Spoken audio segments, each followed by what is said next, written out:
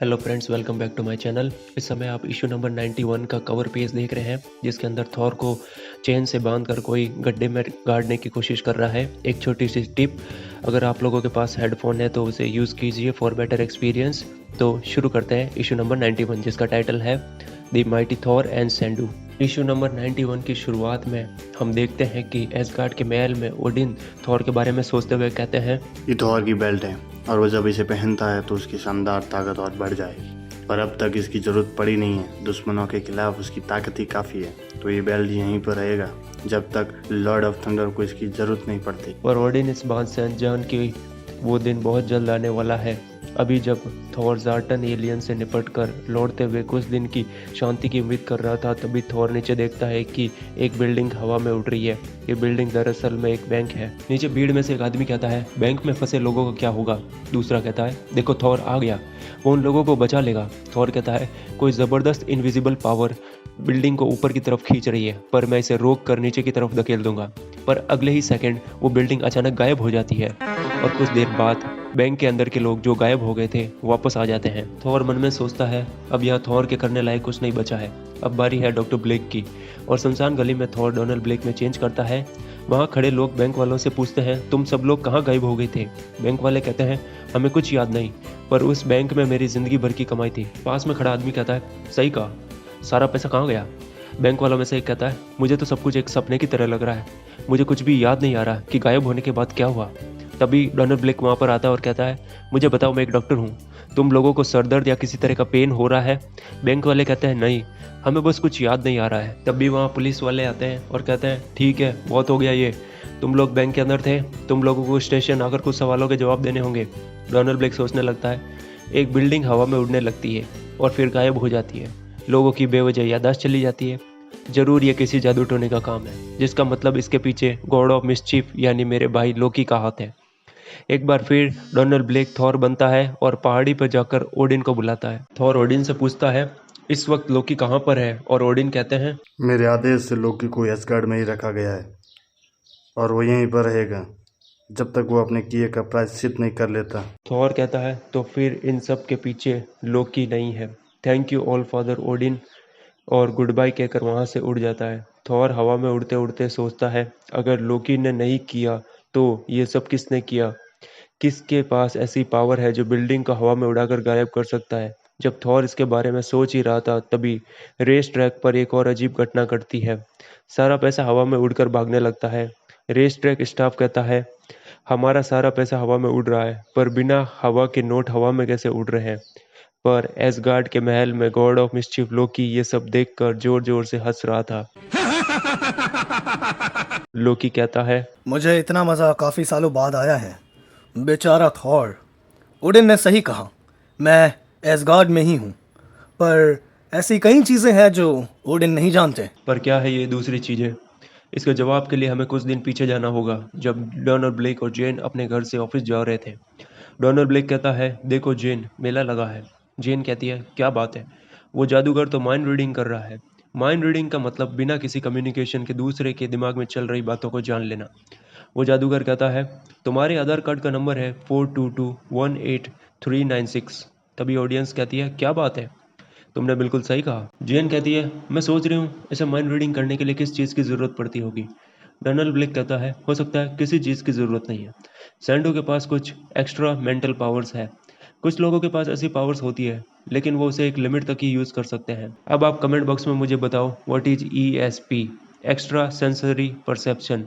सैंडो की power exactly stranger things के 11 जैसी और एक्समैन में जीन ग्रे जैसी है। सैंडो डोनाल्ड ब्लेक की बातें सुनकर कहता है, तुमने बिल्कुल सही कहा, और मैंने तुम्हारे मन की बात भी जान ली है।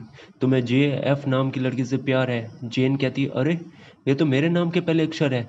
डोनाल्ड ब्लेक कहता है, उसने उसने उसने ज़रूर कोई गलती की है। मेरा मतलब, वो अक्सर ऐसा करके लोगों को शर्मिंदा करता है। ये उनके खेल का हिस्सा कहकर बात टालने की कोशिश करता है।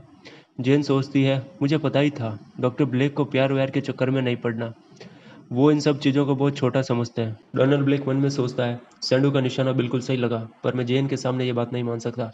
अगर उसने पता चल गया कि मैं उससे प्यार करता हूँ, तो जल्द ही उसे मेरा सीक्रेट भी पता चल जाएगा। और ओडिन ने मना किया है, मैं किसी भी इंसान को अपना सीक्रेट नहीं बता सकता। उसी समय लोकी एसगार्ड में थॉर के खिलाफ एक षड्यंत्र रचता है। लोकी कहता है, ओडिन ने मुझे पृथ्वी पर जाने से मना किया है, पर अगर मैं उस जादूगर की मेंटल पावर्स को मेरे जितना पावरफुल बना दूं, और जहां तक मैं इंसानों को जानता हूं, वो इसका इस्तेमाल बुराई के लिए ही करेगा, और शायद वो थॉर को हरा भी सकता है, जिससे आखिरकार मेरा बदला पूरा होगा। तो फिर ऐसा ही होगा, मैं सैंडू की मेंटल पावर्स को 1000 गुना बढ़ा दूंगा। फिर लोकी सैंडू की पावर को 1000 गुना बढ़ा देता है। फिर जब लोकी अपना मैजिक कर देता है, तभी सैंडू कहता है, अजीब है, अचानक मुझे पता चल गया कि सभी ऑडियंस के पास कितने पैसे हैं।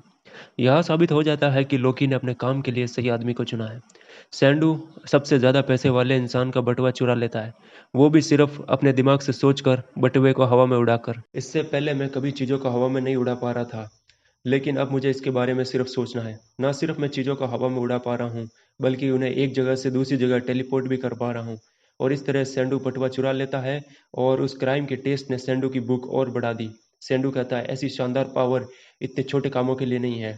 मैं बहुत बड़े बड़े क्राइम्स करूंगा और मुझे रोकने वाला कोई भी नहीं है। मैं अंबानी जितना अमीर बन जाऊंगा। ये देखकर लोकी कहता है, आहा, मैंने वाकई ही सही इंसान को चुना है। ये शैतान सैंडू उतनी ही तबाही मचाएगा जितनी मैंने मचाई थी, और कभी ना कभी इसका सामना थॉर से होगा। मुझे उस पल का बेसब्री से इंतजार है जब सैंडू थॉर को हरा देगा, और तब तक मैं चैन से नहीं बैठूंगा। फिर आराम से सैंडू के कारनामे देखने लग जाता है। सैंडू सोचता है, जल्दी शहर के लोग आज तक की सबसे अनोखी बैंक रॉबरी देखेंगे, एक बैंक को ही उड़ते हुए।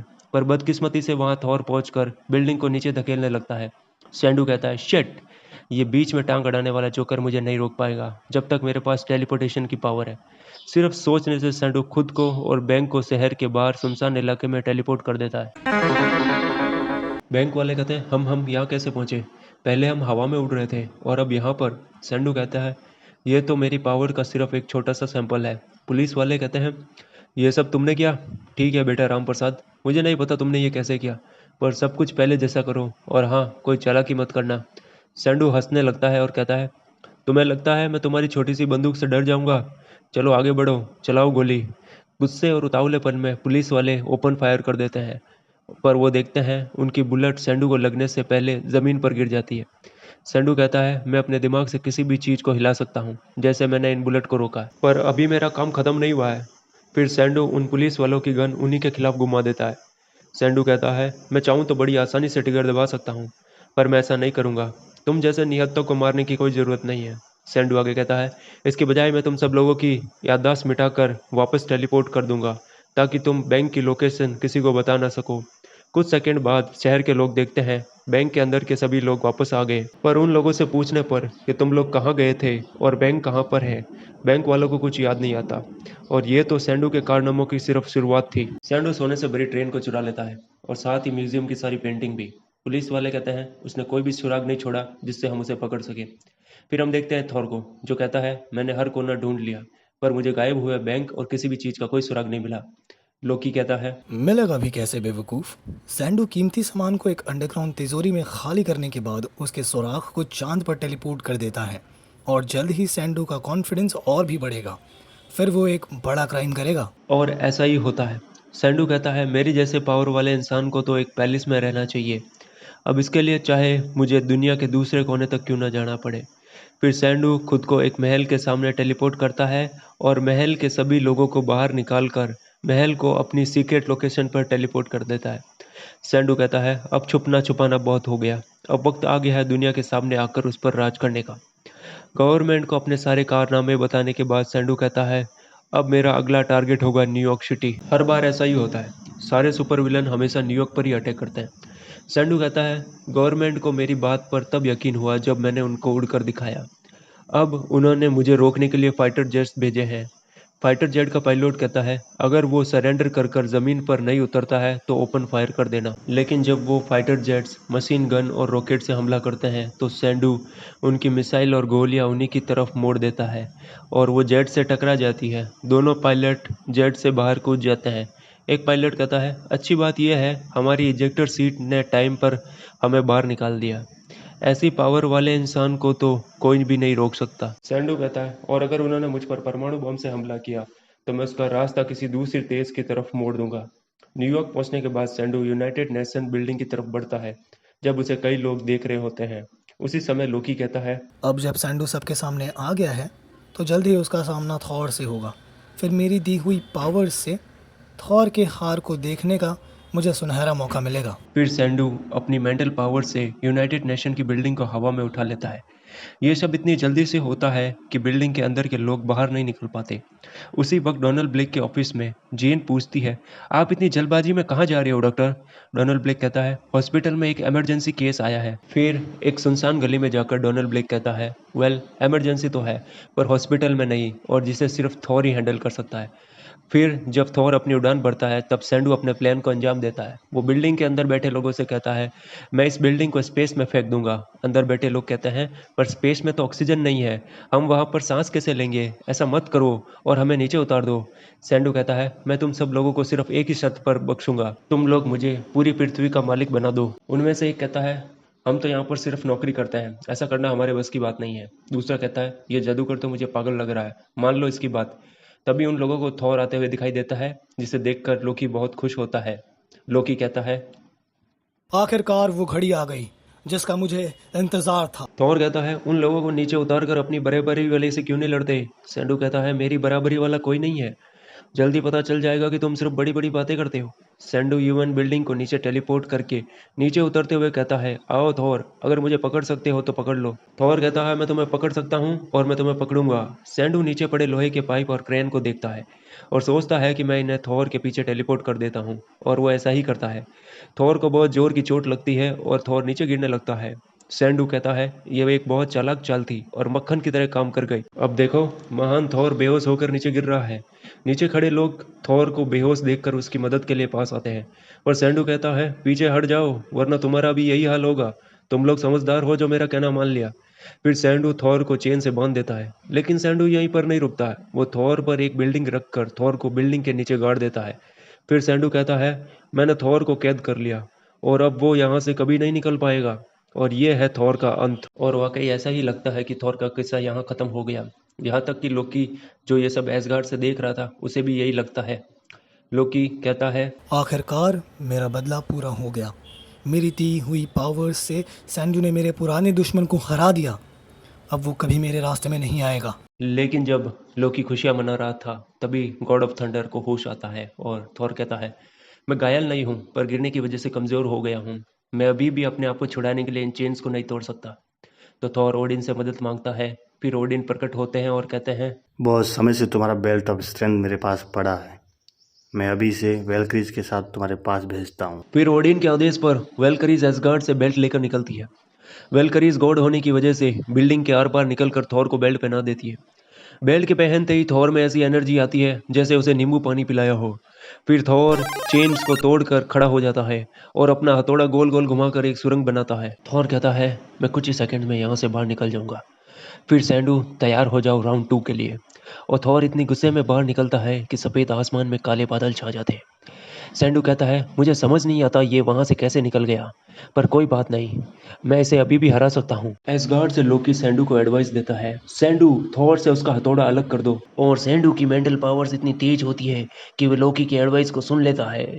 सैंडू थॉर को उकसाने के लिए कहता है, सुनो थॉर, तुमसे सब लोग डरते होंगे पर मैं नहीं। मेरे लिए तुम सिर्फ एक डरपोक बिंगी बिल्ली हो। तुम मुझसे इतना डरते हो कि मुझ पर अपना हथौड़ा फेंकने की भी हिम्मत नहीं है। फिर थॉर कहता है, नहीं नहीं, ये नहीं। थॉर ये कहता है, घमंडी मूर्ख, महान थॉर किसी से नहीं डरता।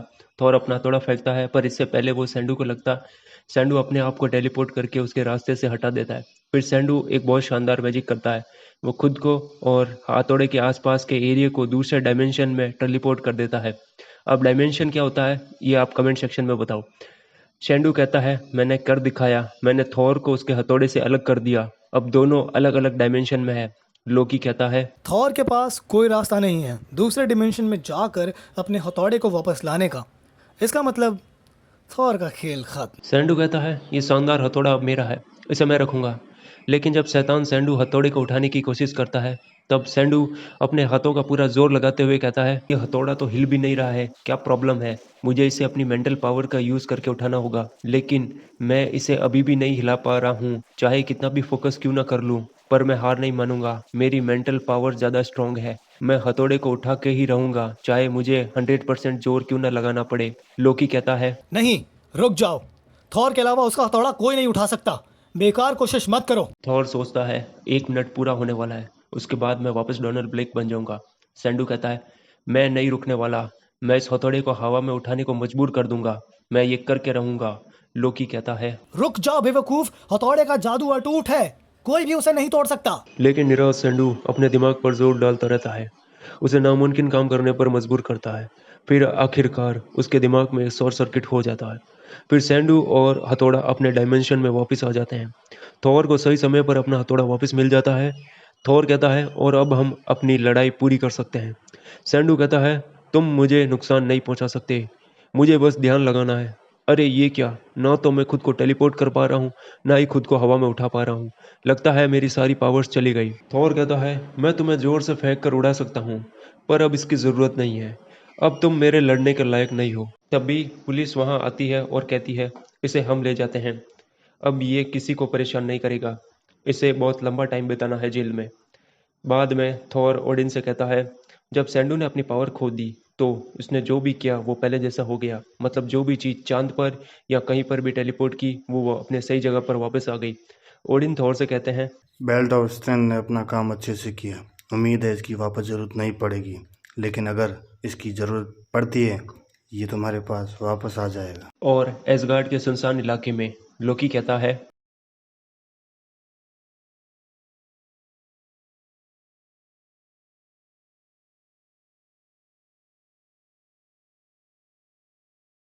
इसी के साथ ये इशू यहाँ पे ख़त्म हो जाता है। मिलते हैं अगले इशू में, तब तक के लिए स्टे कनेक्टेड, स्टे